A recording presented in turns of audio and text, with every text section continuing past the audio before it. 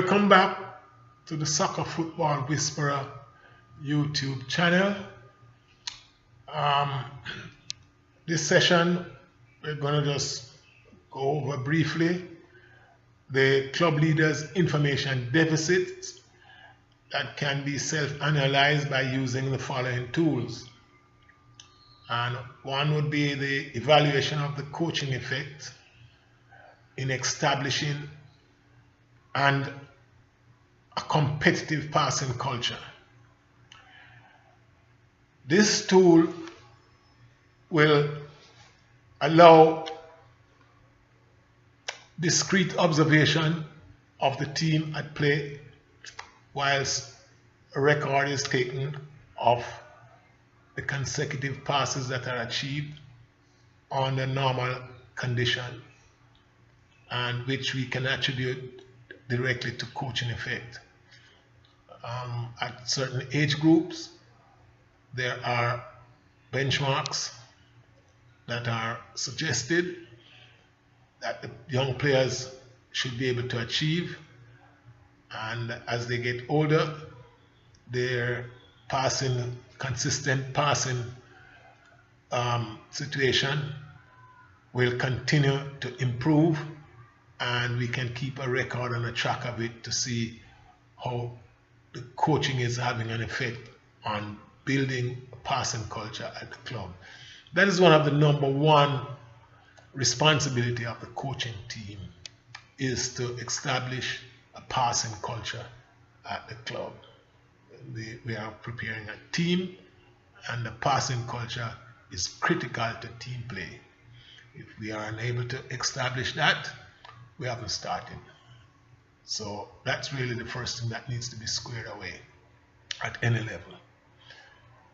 2, there's steps in skill fixation acquisition training, which involves the methodology, the common methodology for teaching and developing skills to the level of what we call skill fixation, motor memory, and that these players can call on these skills in reactive situations. And I believe that's the ultimate goal, really, in preparing the skills both for the specialists and for the normal run of play. There's the Whisperer recommended activities, like the tools and for establishing socio-technical wellness in the learning environment. These are tools that have to do with the attitudinal status of players, the counseling availability of counseling, the review and discussion of performance in a group setting, and to give the members of the team and the staff a chance to make relevant comment towards the high performance process.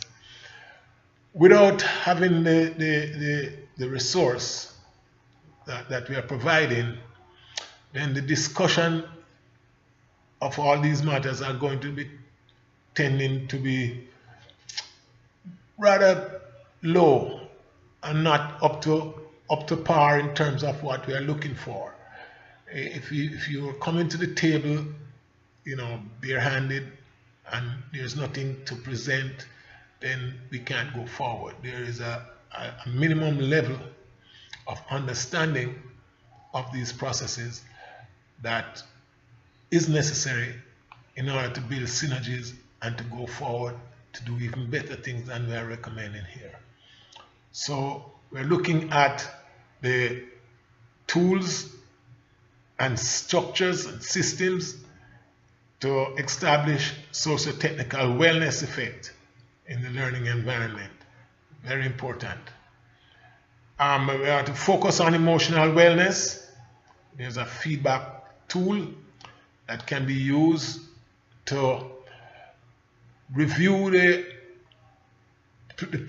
player's emotional status leading up to the games, like for a week, during the week of training, recording incidents that may have an impact on his emotional status, and we can try to correlate that against the performance.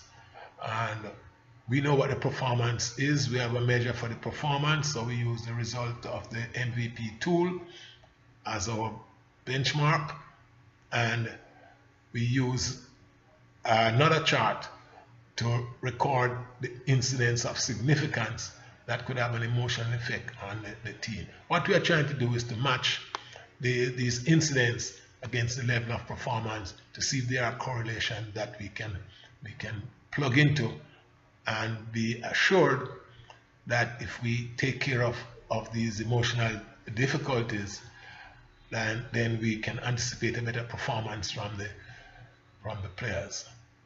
And that is something for the leaders to look at, and the manager coach in particular. One more very important tool is the player feedback on manager and coaching staff action to enhance high performance. This tool is a 50 question answer sheet questionnaire that the players are asked to complete discreetly and without signing their names to it, and returning that to the technical committee to see what is the perception of the players as to the coaching delivery and along the lines of their high performance that we're looking for.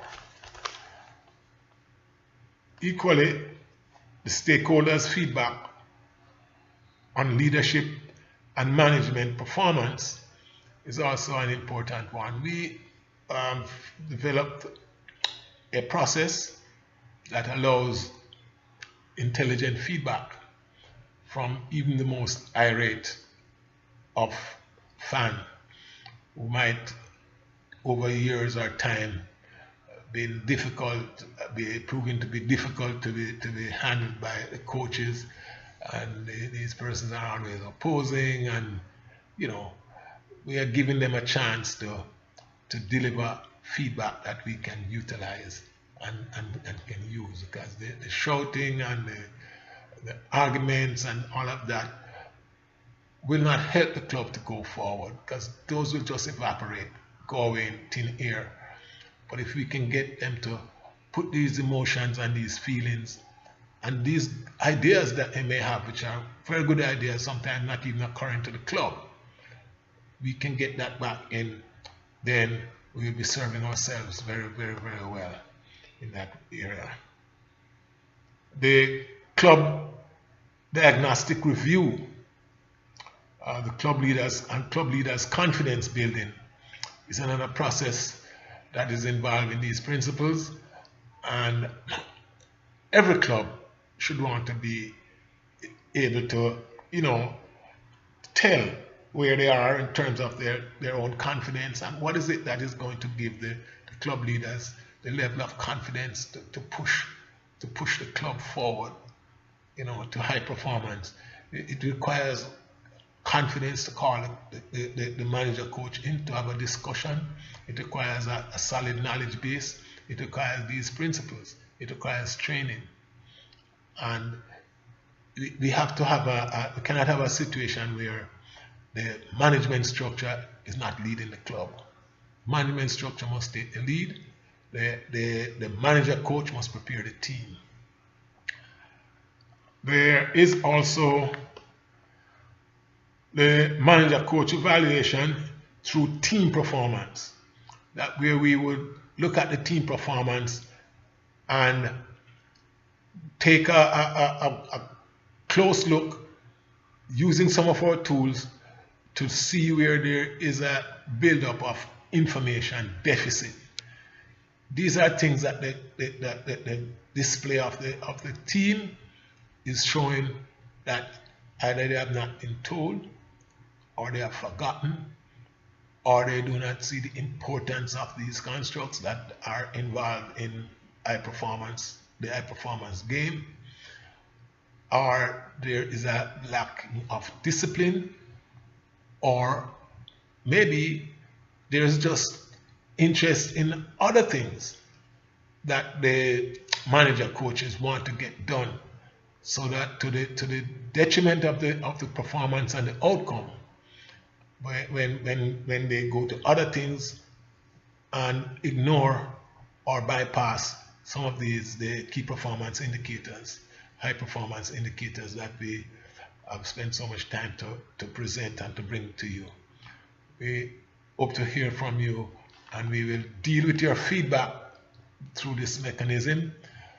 We will look at your feedback and we will address them through our YouTube channel. We won't be able to individualize our response to each person, but we will see what you have to say. We will gather the responses or the feedback that are similar, and we will treat them en masse, so that everybody gets an answer and we are better informed going forward. And we look forward to hearing from you. The essential thing, though, is that we cannot have a discussion and we cannot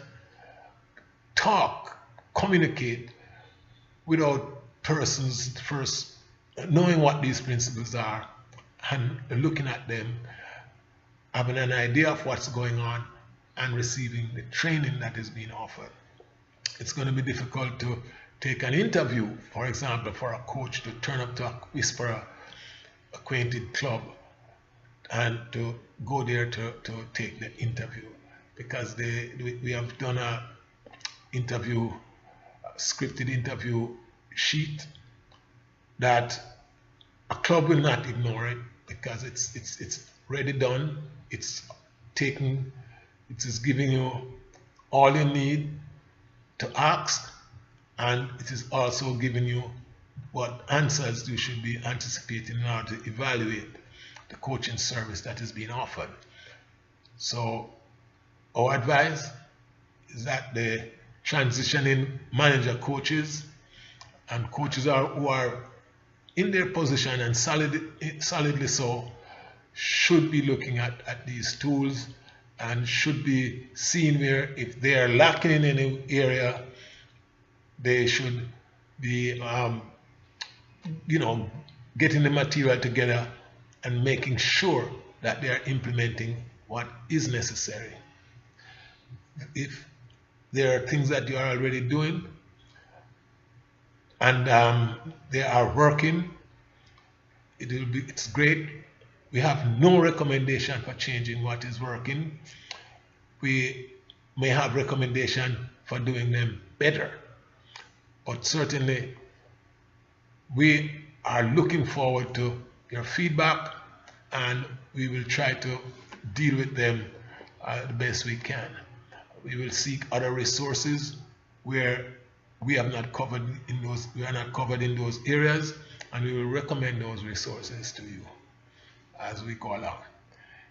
The evaluation of youth player leadership potential, and this is to bring attention to the emotional state of players from early. We need to see what our young people are about. These days we have to try to get to know them before we can't know them at all again, before we don't know who they are. So it's very important that we get these tools and start utilizing them as soon as possible.